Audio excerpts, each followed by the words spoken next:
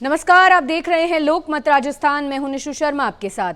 आइए रुक करते हैं आज की कुछ बड़ी खबरों की ओर। अमेरिका के टेक्सास राज्य में शुक्रवार को ग्वाडालूप नदी में अचानक आई बाढ़ से 3 दिन में 80 लोगों की मौत हो गई, जबकि 41 लापता हैं। नदी के पास लड़कियों का एक समर कैंप था जो बाढ़ की चपेट में आ गया।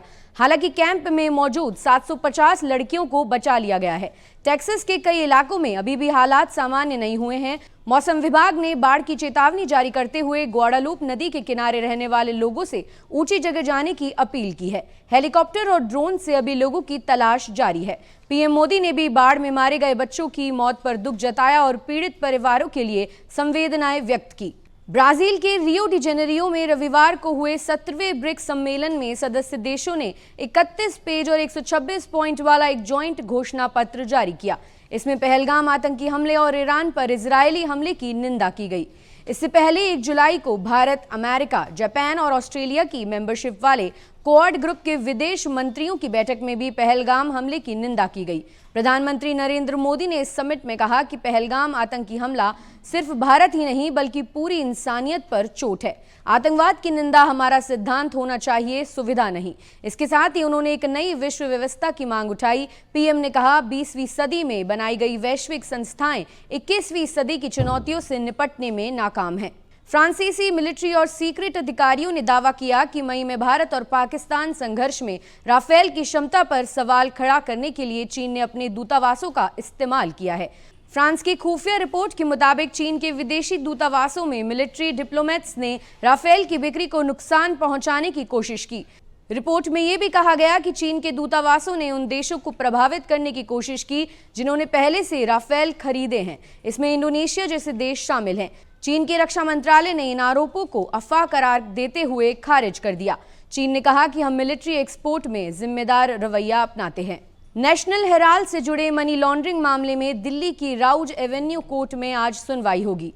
मामले में राहुल गांधी के वकील की दलील पूरी हो गई है। उनके वकील आरएस चीमा ने कहा कि कांग्रेस ने एसोसिएट्स जनरल लिमिटेड को बेचने की कोशिश नहीं की थी, बल्कि इस संस्था को बचाना चाहती थी क्योंकि वो स्वतंत्रता आंदोलन का हिस्सा थी। वकील चीमा ने कहा कि एजीएल का जन्म राष्ट्रीय आंदोलन से हुआ है, वो राष्ट्रीय विरासत का हिस्सा है। एजीएल को कभी भी लाभ कमाने वाला संगठन नहीं बनाया गया। मामले को लेकर सुप्रिया श्रीनेत और पवन खेड़ा ने प्रेस कॉन्फ्रेंस पर कहा कि ये अजीब केस है क्योंकि इसमें ना तो कोई पैसों का लेन देन हुआ और ना ही कोई संपत्ति ट्रांसफर हुई।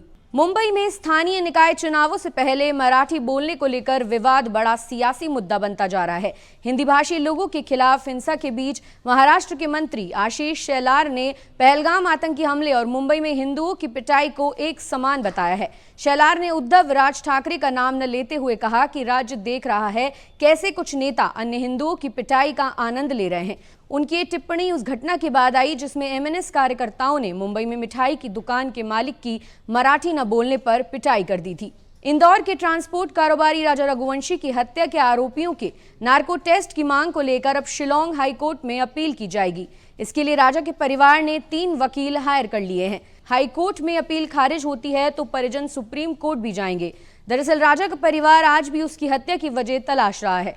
परिजनों का मानना है कि नार्को टेस्ट के जरिए ही आरोपी बताएंगे कि आखिर ऐसी क्या वजह रही जो हत्या का कारण बनी। राजा के भाई विपिन रघुवंशी ने कहा, मैं आरोपियों के नार्को टेस्ट की मांग को लेकर इसी हफ्ते शिलोंग जाऊंगा। विपिन ने कहा, मेरे भाई राजा की हत्या सोनम और राज ने क्यों की यह अभी तक सामने नहीं आया है। मुझे शक है कि इसमें बड़ा नेटवर्क शामिल है। नार्को टेस्ट से इस नेटवर्क का खुलासा होगा और वजह भी सामने आएगी।